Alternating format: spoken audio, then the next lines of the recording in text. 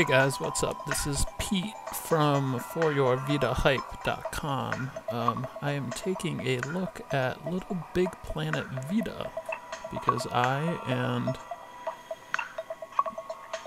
many other people got into the beta today, which is very exciting. So the first level that I loaded up here is something that I'm assuming Media Molecule made because it was sort of under their thing that said beta. I'd only played the beta once before making this video. I decided to do the video early, and the one thing I played was this. So I kind of knew what I was doing going into it. So basically, this little game is very similar to Mutant Blobs, obviously, as you can see, and has an aesthetic a lot like Limbo. There's a very simple mechanic where you just sort of tap where you want the guy to go, and it just keeps building up on that to get a little bit more difficult, like as you keep getting further and further. But I think it's sort of a brilliant introduction to what the LittleBigPlanet editor can do. Also, the point is to save those little white balls. But it's a great intro because it's, you know, it's showing off the touch functionality. It's showing off a very simple gameplay idea, but that is actually a lot of fun. Like, this is a game that you make a full game out of this and you put it on iOS, and I think it does pretty good. Because it's simple, but it's still very cool, and it's a lot of fun. And it can get difficult as well.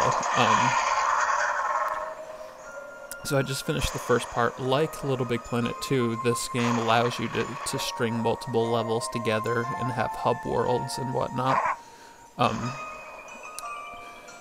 So like as you saw at the beginning, I selected one, and once you beat a level, it saves it, so I was actually able to go into 2. So I learned here that the blue stuff makes you bounce, the green stuff sticks.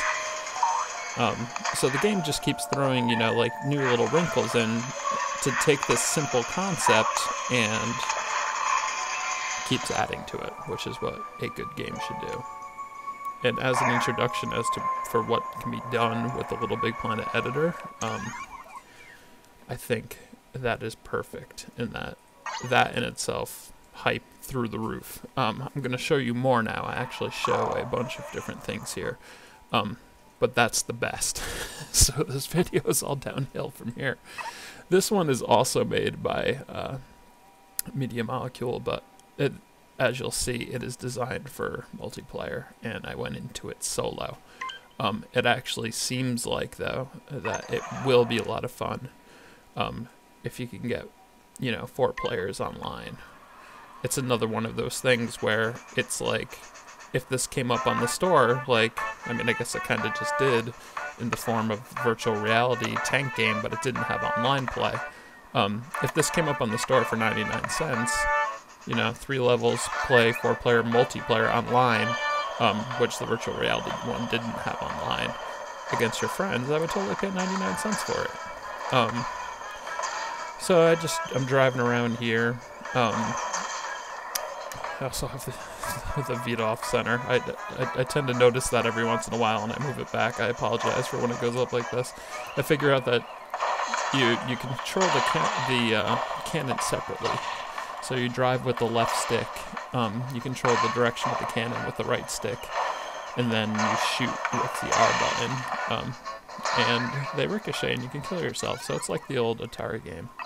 I think that with 4 friends can end up being a lot of laughs. So again, I mean, it's like all of these little mini games and stuff that are possible, I think are just going to work a lot better on a handheld. I mean, to be completely honest, I am a LittleBigPlanet fanatic. I've probably put 100 hours each into LittleBigPlanet 1 and LittleBigPlanet 2. I mean, I actually put 70 hours alone into building one level in LittleBigPlanet 2. which depressingly enough only got 50 plays after putting 70 hours into it. But I was able to build a tower defense level. Evidently, people didn't care. But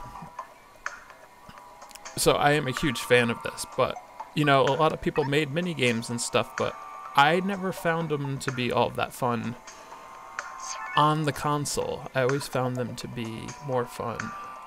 I always found the sort of adventure-y levels to be more fun on the console, where I think a handheld just lends itself to mini games. The adventure-y stuff's cool. I mean, the first thing that we saw, like I said, it's the best thing that we're gonna see here. So I'm all for the adventure-y stuff as well, but I'm also excited that these little bite-sized things, because I think you can pretty much emulate most any iOS game. Like, somebody can probably make a very good, very close copy of, like, Angry Birds or Fruit Ninja or, you know, like, any of those types of games. And not like, you know how on, like, the PS3 versions, it's like, oh, someone made Pac-Man, but then you play it and it controls kind of like crap. With the touch controls, I think that they're actually going to be able to do a much better job, where it won't even feel like crap. It won't feel like you're playing a cheap knockoff. It will actually, you know, be of the same quality, assuming the designer's good. So anyway, what I'm loading in here, it took me a second to realize that you had to download it first and then load it in. What I'm playing here is a platforming level that somebody made. I had no idea what it was all about, and in fact, I die about 1,000 times. So it asks me how many players that I want. This isn't a very great level, but it does. I mean, it seems like the person was just trying to figure out how all the different mechanics worked, and I don't know how the mechanics work either. So which is why I die a lot. Finally, I realized that in the background it says to touch the screen. So I eventually figured this out, I think. Well, I know I do, but yeah, there we go. So I figured out that you can pull that up and then move on. The camera is his camera work in this isn't that great. It takes me, this is where I'm an idiot. I will let you in on the secret right now that that little blue thing has a little fingerprint on it, meaning to touch it, because that makes it go away. It takes me about a minute to realize that, and I just keep dying over and over again. It's sad. But yeah, so it seems like the guy who designed this, it tries to, you know, all the different touch functions and all of that and see how they work. So there, I figured that out. So this is all very basic stuff, but obviously it adds another level of interaction and puzzle solving for, you know, for really talented creators. So this is me doing the back tap. That's when that circle comes up, and I finally got it where it had to be, and that made that push out. You know, but when really talented creators get their hands on these extra tools, obviously the more ways for them to create sort of puzzles, the better. So here I had to hold on to this thing with one hand, and then I had to touch the things with the other.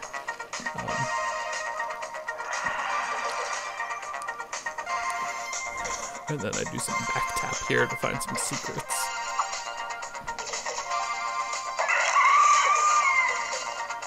That's pretty much the level. So I mean, it's day one of this phase of the beta. You know, I think this is that is just a very typical level. It's not exceptional in any way. I expect that, you know, once the great creators get in here, because there are a number. If you follow the PS3 games, there are people who honestly should be working somewhere. They make such amazing levels, and I really hope that they get Vitas. I mean, if they don't own Vitas, Media Molecule should send them Vitas and the games, just so they make levels for us all. It's worth it for them to send that.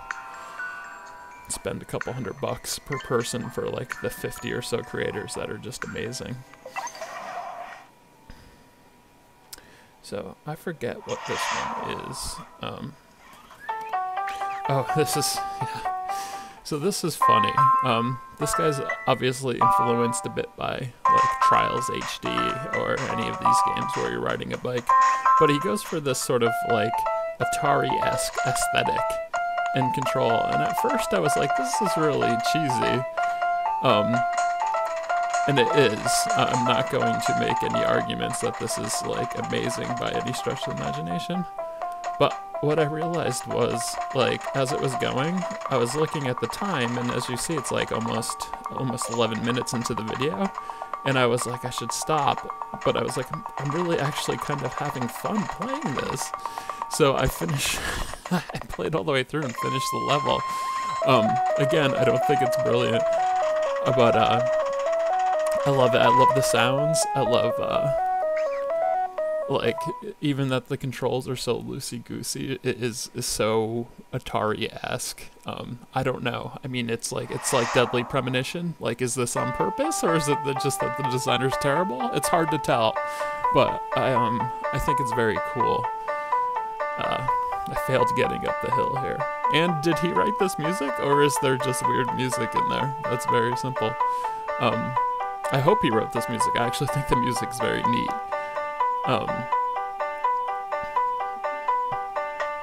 So yeah, this isn't a system seller. You don't show off this video to get people on board with the Vita, but this is the type of thing that it's like, I'm very excited about LittleBigPlanet just for stuff like this. It's so weird, and it's so funny, and it's actually fun to play.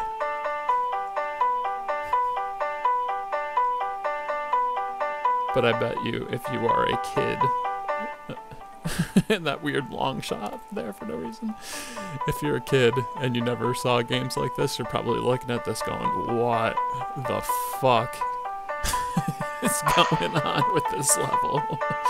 But if you're an old guy like me, you're like, holy shit, it's the Atari.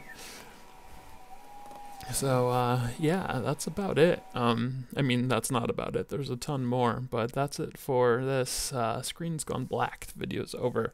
Check out the site at foryourvitahype.com.